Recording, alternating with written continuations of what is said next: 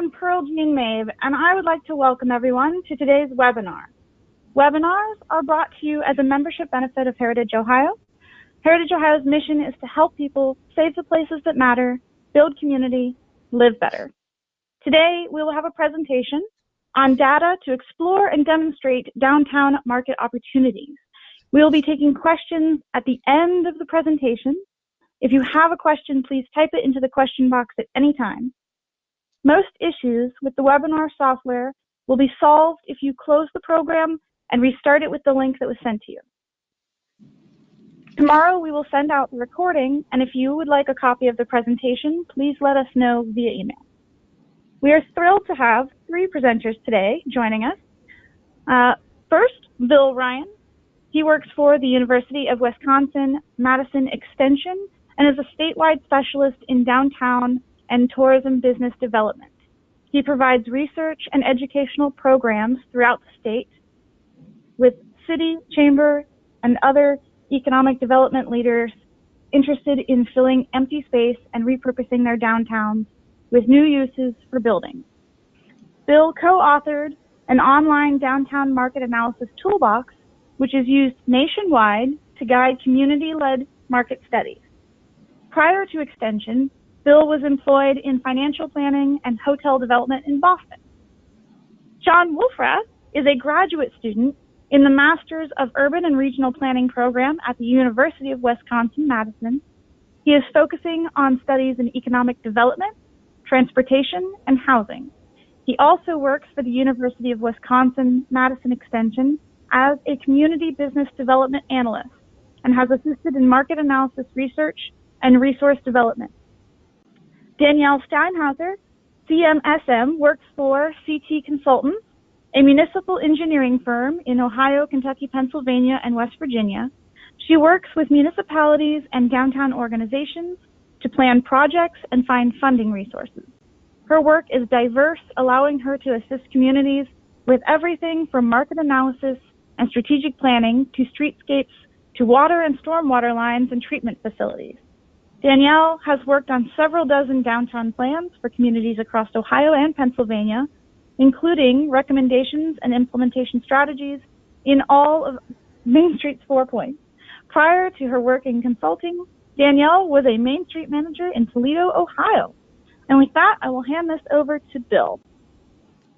Good afternoon, everyone. This is Bill Ryan calling from Madison, Wisconsin, and I'm delighted to be here with you on the phone today, on the webinar today. You know, today we decided to have a mixture of people from Ohio and Wisconsin to kind of commingle and learn this stuff together. And I know there's some rivalry between our two states, but we're going to put that aside for a while. But I want to ask you a quick question, a quick poll question. If you can use the technology in this webinar, it'd be really helpful. We're going to ask a question, and then you're going to click the response, yes or no. And this is just to get a sense of where people are from. Pearl, can you open up the poll question? I have just done so.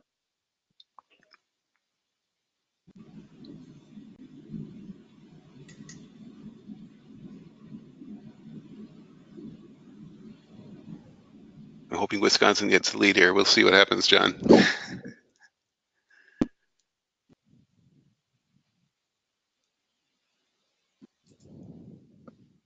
Let me know when you want me to close the poll.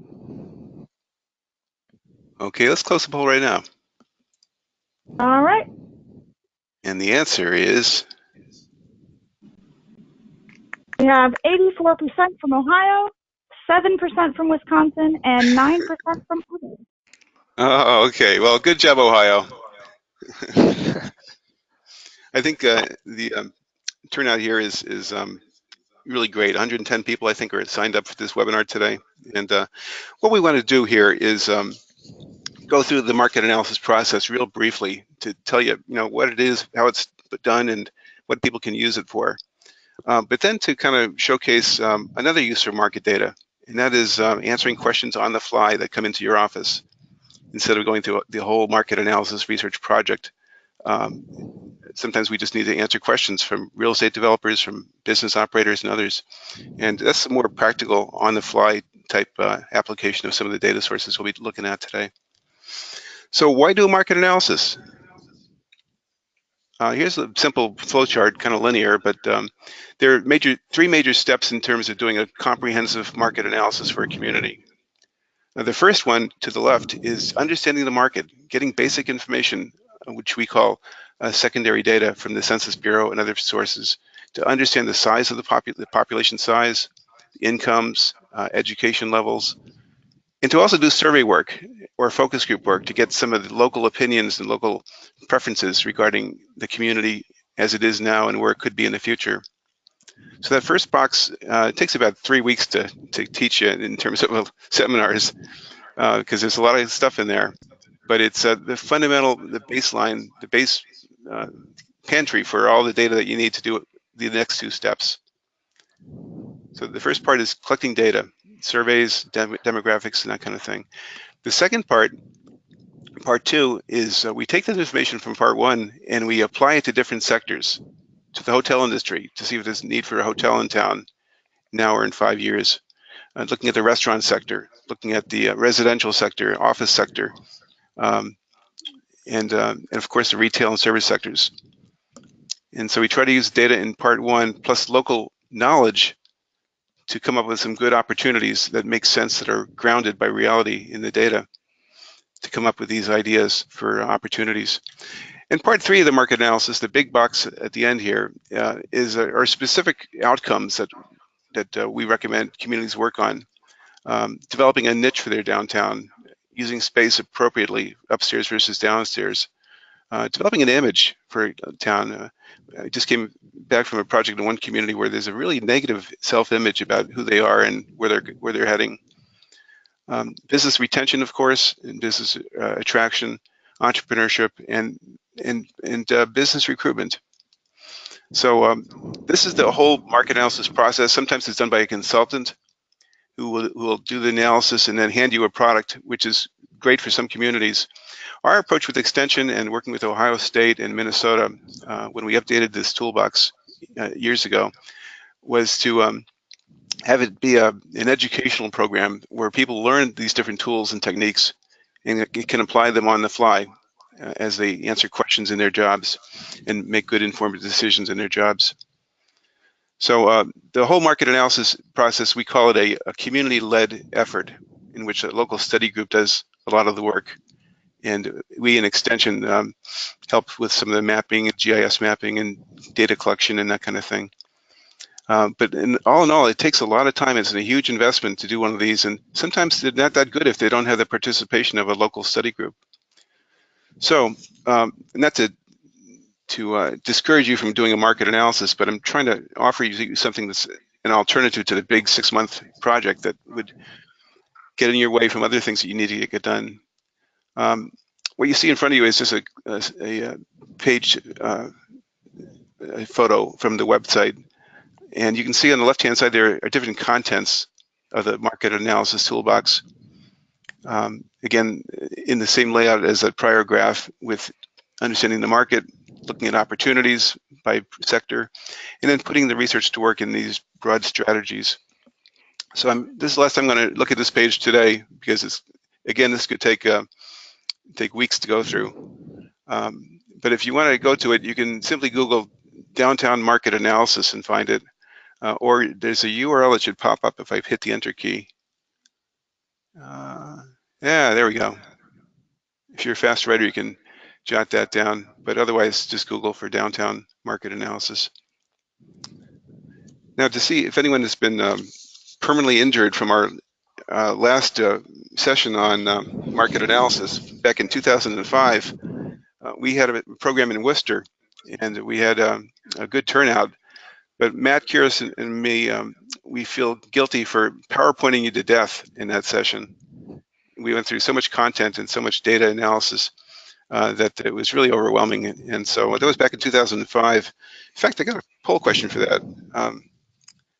If you can open up the next poll here, of the people in the attendance here, we want to know how many of you attended that 2005 work session on market analysis. If anyone was here back in 2005. We'll give everybody about 3 more seconds to vote.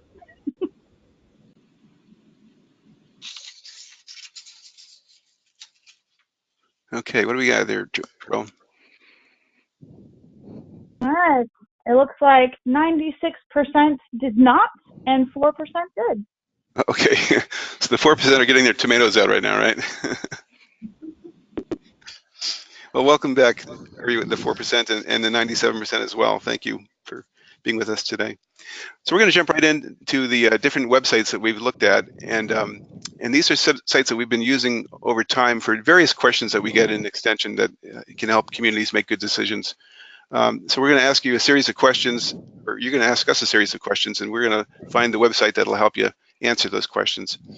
And then I want to make sure that we have time towards the end to get some of your ideas of other sites that are important to your work that deal with market data, and we can share those as well. So we're going to start with the first source, which is really a conglomerate of the sources called STATSAMERICA. Oh, forget that page. Okay, so this is John speaking now. And so StatsAmerica, as Bill said, is really a website that's the closest thing to a one-stop shop to find a lot of these data sources that can be helpful in market analysis. So this site contains 19 different applications, a lot of them focusing on demographics, a lot of them focusing on economic analysis as well. And so this website is provided by the Indiana Business Research Center and the U.S. Economic Development Administration. And so some of these can be found independently on their own websites, but this is basically just to put everything in one location.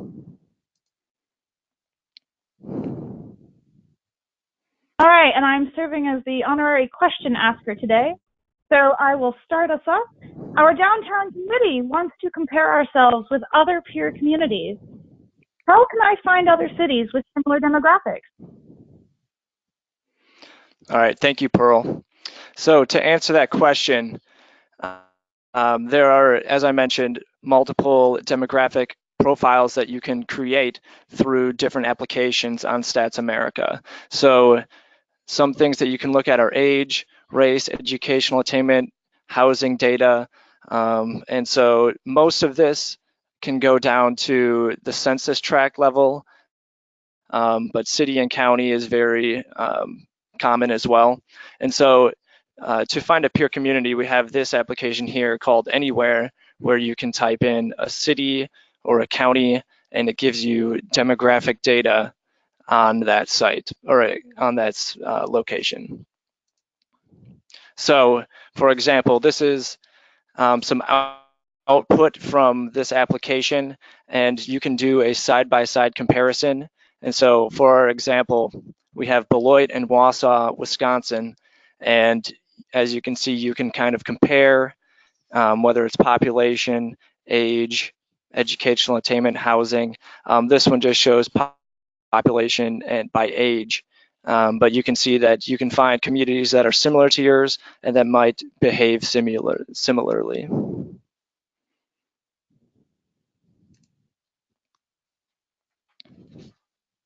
Should we develop a marketing program around commuters? Let's see, Bill here again. And we heard that some towns in our state generate a lot of income from people that live elsewhere but come into town to work in a manufacturing plant or elsewhere. Bill, I think you are muted. We can barely hear you. Can you? I'm sorry. Can you hear me now? Yes, please repeat that second. So the question is, should we develop a marketing program around in-commuters? And we found in Wisconsin, a lot of cities and towns sometimes have more people coming in during the daytime than live there. And they have this influx of daytime population. And we want to see if we can measure that, because that becomes part of the market analysis, and that we're recognizing this non-resident market segment as being important to our community. So there's a really neat site, and many of you may have seen this already. It's called On the Map. It's by the Census Bureau, where you look at that red arrow on the side, and you type in the name of your community, your city, or your even your zip code, and it'll show up on the map. This happens to be Appleton, Wisconsin. A little dot's placed in the middle of Appleton, and then you can perform different analyses by that red arrow again. And that red arrow takes you to a worksheet like this, where you can ask, first of all, do you want to learn about people that work in your community but live someplace else, or people that live in your community and work someplace else? And actually, both of those are considered commuters. So what we want to do here is find ways to capture more of the commuter spending through drive-through coffee shops or through whatever daycare it might be. Different ways to enhance our economy by serving our people and our non-resident people better. So this is a little confusing here, this dashboard here, but you assign if it's a work analysis or a home analysis on the left-hand side of the page, and then you can click your years of interest, all primary jobs, and then hit the go button in the bottom of the screen. And what it'll take you to is a map like this. And what this map shows you is this is Appleton here, the real numbers, but this area of gold outlined, which is the city of Appleton, I believe, has 37,000 people per day coming into the community to work. And they have 25,000 people per day leaving the city to go to work. And then there's another 11,000 people per day that both live and work in the middle of Appleton. So here we see a community that it's a city of maybe 60,000 people, but we've got another 10,000 or so coming into the communities every day for employment. And they're coming from all around the northeastern part of the state of Wisconsin. But in our analysis, unlike some analyses, we try to recognize the potential spending from this non-recognized market segment, that the day workers. Of course, you have to have something to offer them, whether it be coffee shops or take out food for the way home. But it's an important segment that communities should be aware of. I'm sorry, Pearl? An entrepreneur would like to open a card and gift shop to serve downtown office workers. What would be a good location? Okay, we're going to go back to Dayton, Ohio this time. And we can do this for smaller communities as well, but this is also from On the Map, Census Bureau, and it's called a heat map. And so the darker the color, the more concentration there are of employees that work in that area. Again, this is related to the prior picture, the prior map that we saw, same source, but this is looking specifically at what are the nodes of employment in the downtown area. And the bigger the node, the bigger the circle, the more employees there are in that building or that block. I think this is down to the block group level, the way it looks. So it's pretty detailed. And it's pretty current data as well, as 2015. What's interesting about this, the entrepreneur wants to open up a gift shop for daily lunchtime workers. And it appears that there are actually two nodes in this community. There's one north of the interstate and there's one south of the interstate, 35. And so he or she may have two different options in terms of where he wants to locate or she wants to locate the business. So again, this gives you a good spatial view of the employment sector and where they work. What are the major industries in a community, and what services can be directed towards their employees?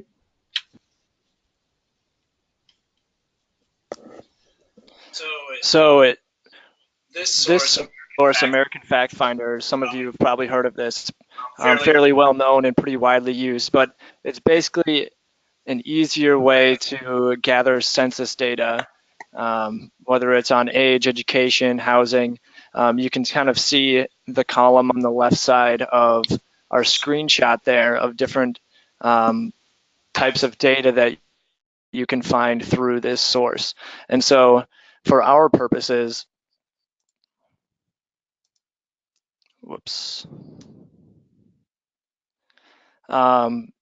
analyzing the driving industries in a community, we have this example for Worcester, Ohio, and you can see it's under the business and industry tab here.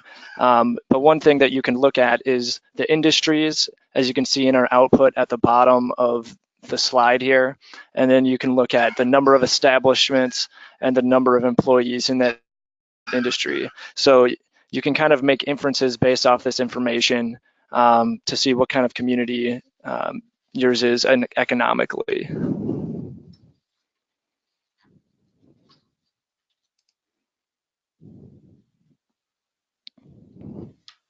What is the dominant age group in our community? How can we fulfill their needs? Okay, so for net migration, this is actually a source provided by the Applied Population Lab here at the University of Wisconsin-Madison, where we are currently.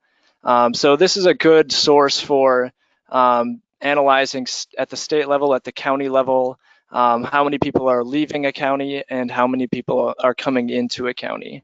And you can look at that by age group to see what age is people leave your county. So, for example, this is one type of output that you can get from this site. So on the left, you can see you can choose up to 3 different counties. And so I chose Franklin County and Adams County.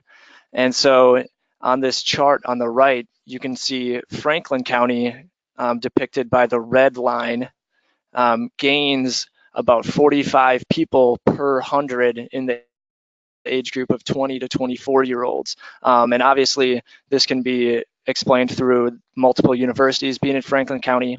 And you can see that Adams County loses a large portion of that age group. And so, but Adams County, being a more rural county, gains an older population starting around 30, 35 years old. So this can be a good source to make inferences based on the preference of different age groups, and you can maybe see different ways to which age groups you can try to retain in a community or in a county.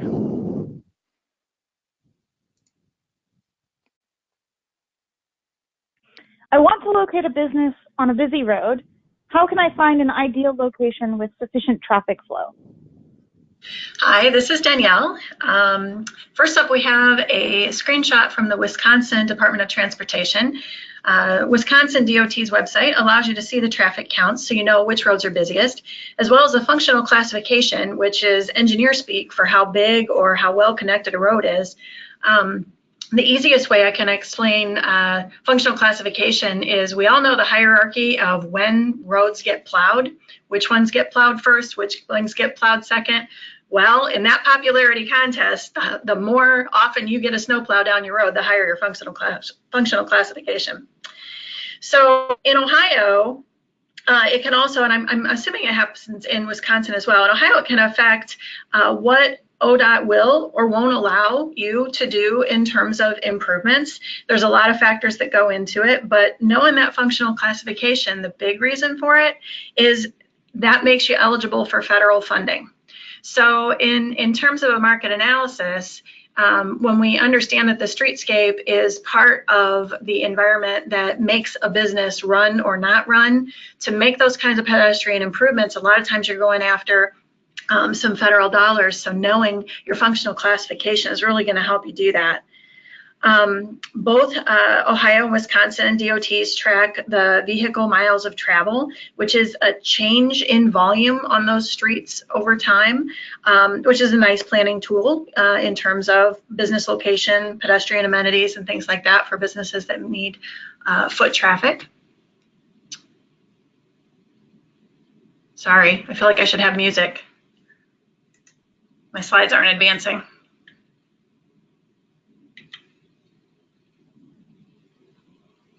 Bill, could you maybe advance that? There we go. Whoops, one back. So the next one that you'll see is ODOT TIMS, which stands for Transportation Information Mapping System. And this is actually a really cool interactive website. It has a lot of the same stuff, you know, the functional class and traffic counts and things too, but it also has, and you'll see in those blue rectangles, assets, which are aviation, streets, roads, bridges, rail, intermodal facilities. things like that. In terms of the usefulness for a downtown market analysis, the best one comes under projects, I think, because under that fourth rectangle down, it shows you what projects ODOT has planned for the next 4 fiscal years. So when you're talking about locating a business and you know that it's disruptive to have the street torn up, you know, that's great information to have. Under the strategic transportation system layer, you can see all the designated bikeways, which might be important. Under the safety layer, you can find 3 years of crash data. Might be important for pedestrian-oriented kinds of businesses. The environmental layer can show you soil types and watershed maps, which sounds really boring. It might not be the first thing you think of, but that does impact flood insurance, your ability to expand the building or build some things outside like an outdoor cafe or things like that. All of those things are impacted by information that you can find in that environmental layer. So with TIMS, you can also make maps that are very helpful. You know, a picture shows 1,000 words. And you can also measure and draw on the maps in much the same way that you do in Google Earth, except that you have some additional data layers that you might not otherwise have in Google Earth. So I'll hand this back to Bill and John. So an investor wants to find a location for an upscale assisted living facility and wants to identify a livable and walkable area. How can I find a good location, and how might a neighborhood fall short? Okay, can you hear me? This is Bill speaking here. The AARP Livability Index is something that's really exciting. Turn the page here, where you can put in the name of a town or I think a zip code, and out will be delivered to you different attributes that rank that community on livability. So it looks at housing, affordability and access, what kind of neighborhood it is, do you have access to life, work and play amenities, is transportation adequate, environment, is it clean, and air and water, healthcare nearby, engagement, civic engagement among the people, and opportunities for inclusion and possibilities. And you can take these and tweak them a little bit. So you want to rate them on a different scale than equal amounts for each, and come up with your own score. Now, no score for no city will ever be 100 because there's no place that's perfect. Every place has its challenges. If it's has too many good things, it'll be too expensive probably. And so looking for a score of 57, 59, 65 are probably good scores for most cities. So this is a map to the right of Eau Claire, Wisconsin, and here are the scores for Eau Claire next to the words. Housing is 658, for example. But you can go into a lot more detail now. Under housing, there's different criteria, a whole bunch of different things. Convenient transportation, accessible system design, and so on and so forth. And you can really customize your analysis to make it look for things that you want for your development that you're planning in your community. So this is one thing called the Livability Index, and livability is becoming more and more important in downtowns, as you know. And oftentimes the walkability of a downtown and the access to essential services will raise your score up above the suburban counterpart neighborhoods. Now, there's another similar program out there that's also free of charge. It's called Walk Score.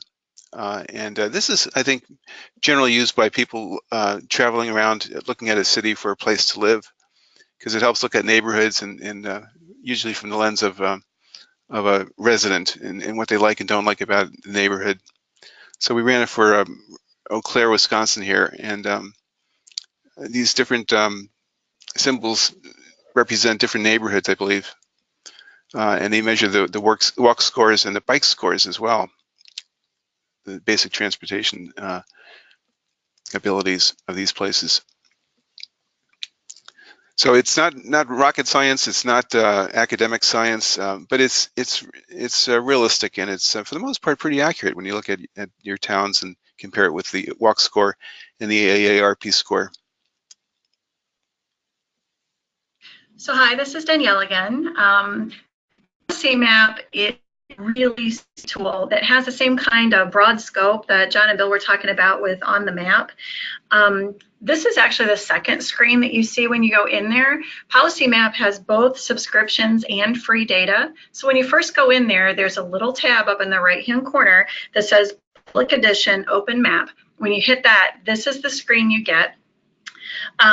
It really, the best thing about this, I am very technologically challenged. So the maps that this program can produce are very slick, they're very professional, and they really illustrate points much better than you can in a narrative situation. So you can upload address level data and create market reports for predefined areas like a county or a school district, or you can actually create even your own custom area. Remember that bit about technologically challenged? Can someone advance the slide for me? Apparently I'm not able. Thank you. Policy Map, it includes the typical layers that you'd expect, the demographics, the income, spending, and housing. But within those areas, and we'll see this in the next coming slides, you'll get unexpectedly kind of fun topics like location affordability, and then you can break it down into more specific data sets like a single parent family, which would be kind of cool if you're researching a question about a daycare center or something like that. You have lending, education, health, and federal guidelines. Under lending, you can see things like the number of small business loans done in your community, which might help you understand why a business isn't locating in your community. Might also be helpful if you're trying to develop incentives, see what's available or missing in terms of business recruitment, and then shoot that gap. The economy section or layer will give you information on small business startups, where they are, as well as data on necessary business infrastructure like energy, transportation, computer and internet access, like broadband availability with or without high-speed internet access, and household characteristics like race, things like that. You can break it all down. And it shows up on a map very similar to what you're seeing here. So crime stats, at-risk population, again, all the transportation stuff that you might have been able to see with Tim's, but now it can be able to be combined with some of these other variables. And all of them, in one way or another, inform business locations, expansion, recruitment efforts, startups, all those kinds of things. So this is a breakout of, if you go back once, this is a breakout of some of those layers that I was talking about. So you can see the Small Business Development Center and business incubators. If you were to click on that, you would actually be able to create a map that showed you where all those were.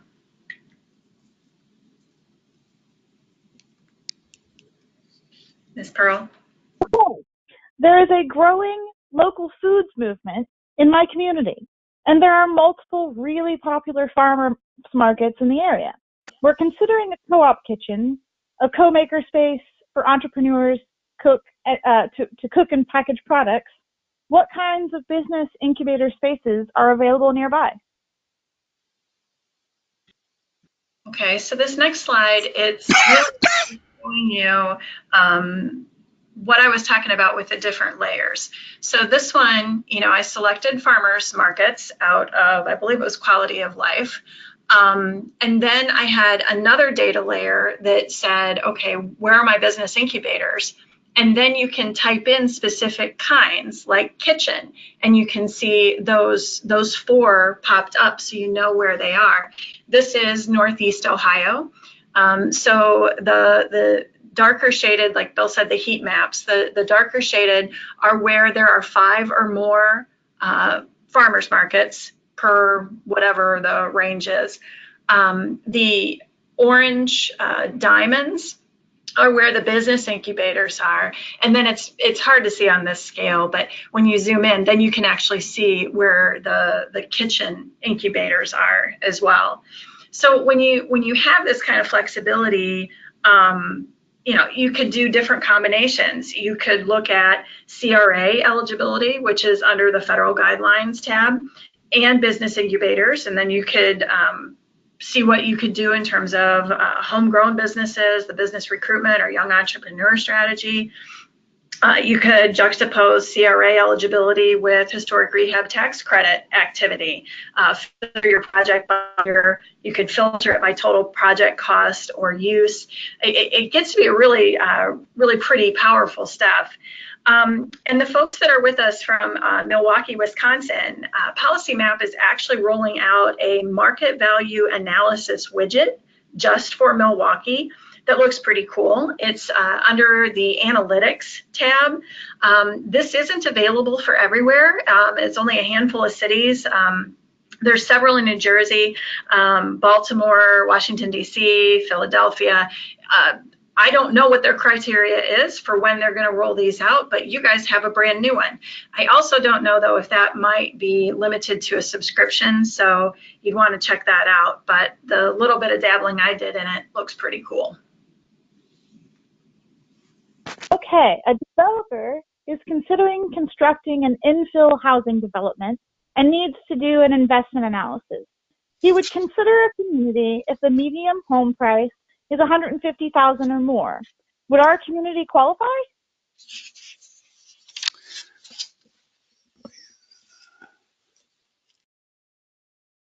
Can you hear me now? This is Bill. Okay. So we're looking at helping this person do an ROI, return on investment analysis for a project. And he wants to make sure that their homes in the area are at a certain level or higher so that he can price his products accordingly. So what I turn to is Zillow and their local market reports. The reason for that is that Zillow is a major stop on the web for people looking at real estate, both rental and home ownership. And the data is current. So here we can see that the national home value at the time of this report was run a few nights ago was $223,000 for a typical home. Now homes vary greatly by type of home, but under the Salem market area, Salem, Ohio market area, the current average price is $89,000.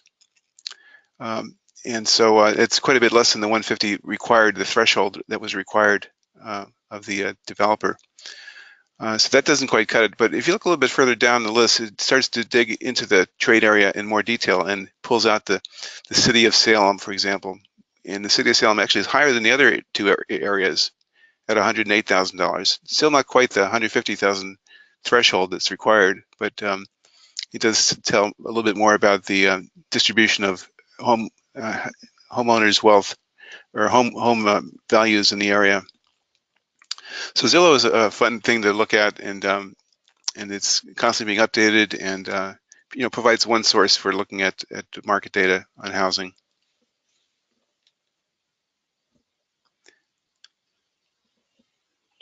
How do marketers view the people in our community?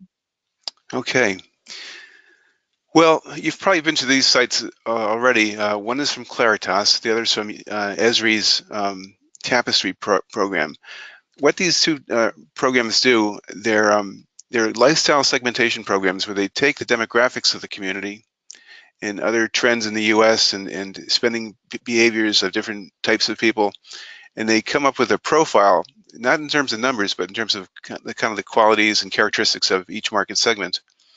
So Claritas has one where you simply type in your zip code, and if you could just Google for Claritas zip code lookup, you can put in your zip code, and out will pop a summary of some of the characteristics of that particular city or town that you're looking at. And I'm not sure how many categories they have of market segments, but I'm thinking it's like 50 or 60. So you look at people by their ethnicity, by their income levels, by whether they own or rent a home, if they have kids, their ages, and so on and so forth. And they merge these demographics with market research from some major companies like Nielsen Market Research to come up with these overall stereotypes. They own a Volkswagen, they eat at Qdoba, they shop at Express for Men, and so on and so forth. And so we don't exactly know how they get to those specific conclusions, other than it's their black box and they have access to some of the findings when they merge demographics with psychographics. So see, Claritas is one, and that's owned by Nielsen Company. And this can give you a quick look at your market without paying a dime for the map here. They give you some broad reference points upon which to get an idea of how this marketing firm views your community. Before I go on, I do want to say one thing, that these stereotyping products, although they're oftentimes right on, they can be off too, and they can discourage development in a community, because they sometimes stereotype a community in a negative way, and it might send site selectors elsewhere when they read about a neighborhood or a part of the city that's not as positive in the Claritas language as another place might be. So you have to be careful with this so you don't discourage development in your community, depending on what market segments are reported. Now the next one is called ESRI, ESRI. They're the famous GIS company in the country, in the world actually, and they have a zip code lookup where you can type in your zip code and out will pop a map with where the zip code is, and then you can look at what kind of people live there. In this case, the three major market segments: traditional living, midlife crisis, and old and newcomers. They always give them some funny names to describe people, but again, the issue of stereotyping people can be dangerous. In Milwaukee, there was a paper written by the mayor's staff about this kind of data and how it could be discouraging for further development. So you got to be careful with it. Nevertheless, it does describe how people see your community from the outside if they use these data sources. There's a little profile beneath my box which I cannot move here. Let me see if I can move it this way. Yeah, I can move it. So here we're looking at one market segment here, the yellow one, I think. It says, we primarily live in low-density neighborhoods in the Midwest as a mix of married couple families and singles. We have multi-generational families that have lived and worked in the same community. We're younger. We work in manufacturing, retail, and healthcare. We're trying to say young. So they always have these descriptions, and then you can actually dig a little deeper into the analysis and see what kind of restaurants they patronize. What kind of products they buy, what kind of stores they shop at, and then you start, paying a fee for each purchase that you buy from these firms. But for a quick, no charge visit to what ESRI's tapestry is, you can go just to the zip code lookup and get a sense for from 5,000 feet up in the air how your community is perceived. Again, like everything else, all data, you got to take it with care, and you got to make sure that it's not the only source that you're using to justify or to explore a certain question that may come in your office. I was going to try to get on this live. I'm not sure if, well, let's stop here for a second and ask if there are any other ideas, any other websites. You can either type in the URL or just type in the name of the site in the chat box. And let me go back here to. Yeah. So if anybody has any interesting tools that they use that we haven't covered yet, we want to know about that. So please type either in the question box or the chat box. Let us know if you guys have any tools that you've used that are accessible or affordable that you found really valuable for looking up kind of data about your community or about the market. We just really want to know that kind of stuff, and so we can share this information in the future.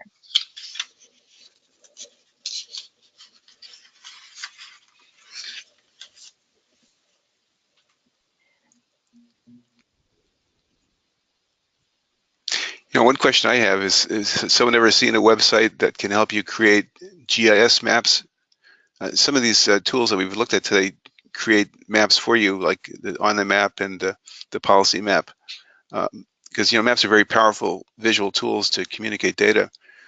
But I'm looking for a map that can help us determine the trade area in our communities, by zip code or by block group.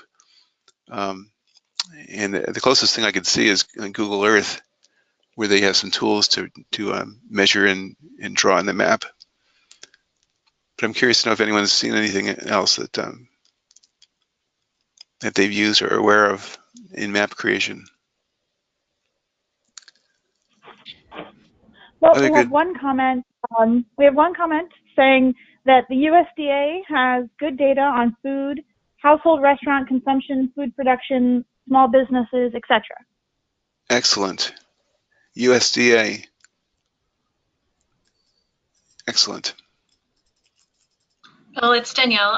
I think Policy Map will do that. I've not had to go outside one of their set data areas, but there are options in there to do that. We might give it a try. Okay.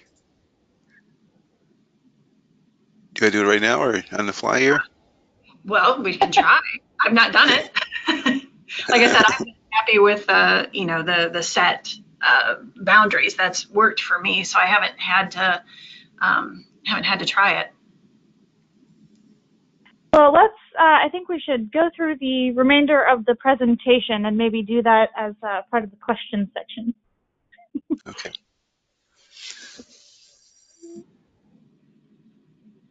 So, get back to this here.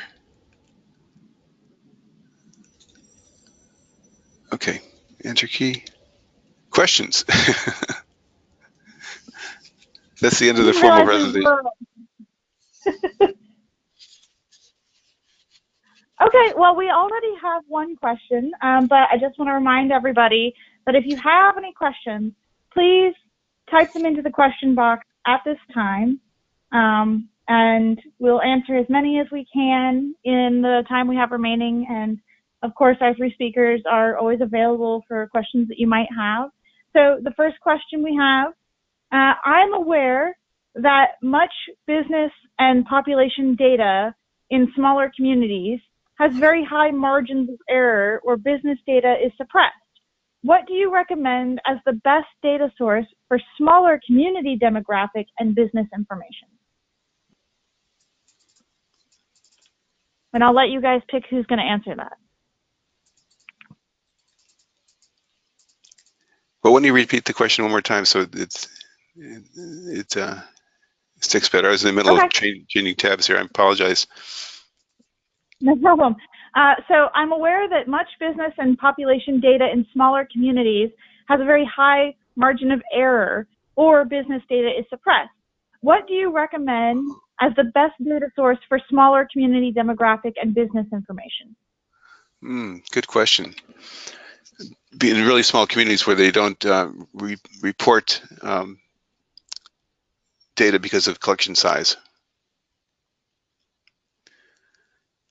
I think that's especially a problem with ACI, American Community Survey, ACS. So what's the alternative? Danielle, John, you guys have any thoughts? Honestly, this is something I struggle with too. They suppress it so that you aren't giving away information about singular businesses, which I understand, but that's one we talked about being able to do it yourself with a lot of market analysis kinds of things. And I think that's right. There's a whole lot of questions, as we've seen today, that you can answer and you can get down the road quite a ways before you really need to get into a consulting kind of question. But even I would turf that to somebody else. I wouldn't try to do that one.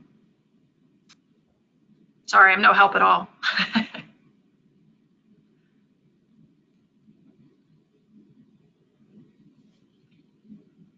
Someone else? Yes, we have another question, and I'll answer this one. Has this webinar been taped so that we can go back and rewatch and hone in the skills shown here today, or share them with members on committees that could not attend? And the answer to that is absolutely. We have recorded this webinar, and we will be sending out the link to that recording to all those who registered tomorrow. So if you haven't received the link to the recording by the end of the day tomorrow, email me, Pearl, at pmabe@heritageohio.org, and I will get it to you. Okay, a question for everyone. I want to go live with the ESRI Tapestry Lookup, since their site's a little more robust than Claritas. So who wants to volunteer their zip code so we can look at your hometown from the lens of a marketing firm? If you want to, we've got one already. The first one was 54968. 54968. Sounds like a Wisconsin town. See results. Can you see the screen okay? Yes. Okay. So it's loading here, and it's looking at Princeton. Oh, nice town. This is in east central Wisconsin, Green Lake and Ripon. Again, this is kind of their free introduction to demographics and map making from ESRI. I found this by simply typing in ESRI Lookup, because we were looking at the zip code area. And so here again, it tells us what the major tapestry code is, this lifestyle segmentation. People that live in Princeton have mostly Heartland community residents, which I guess are, I don't have the definition in front of me here, but it's, I think, a middle income rural category. The description is towards the bottom. Okay, yeah. We're semi-rural and semi-retired. Most of us have paid off our mortgages, but we intend to stay in our houses. We love the slower pace of the country life, and actively participate in outdoor and community events. We buy American, support local businesses, and prefer domestic vacations. And so this is one of probably 2 or 3 market segments in Princeton.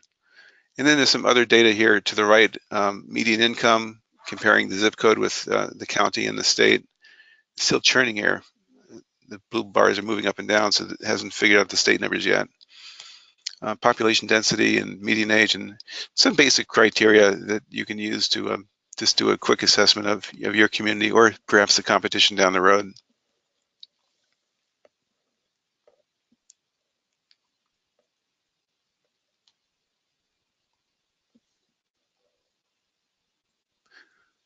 All right. Well, if we do have any other questions, please do type them in at this time. Again, we're always available here if you have questions after the webinar has ended, or if, for instance, you are watching this recording tomorrow after the webinar has ended for the first time. So it looks like we are out of questions. Is there anything else that the presenters wanted to cover before we let everyone go for the day? We have our contact information on the last slide if anybody wants to get to us. That's the only other thing I can think of. Yeah. And yes, feel free to go ahead. Feel free to contact us if you have a question that you're trying to find a data source for something, because it's good for us to gather these ideas as well and share them with other people. And data is changing so rapidly today. The amount of GIS that's being incorporated into websites is increasing, and in a way there's too much data, but in a way that there isn't enough data that's easy to access. So continue to share with us other ideas and sites that you might have, and we'll keep the conversation going.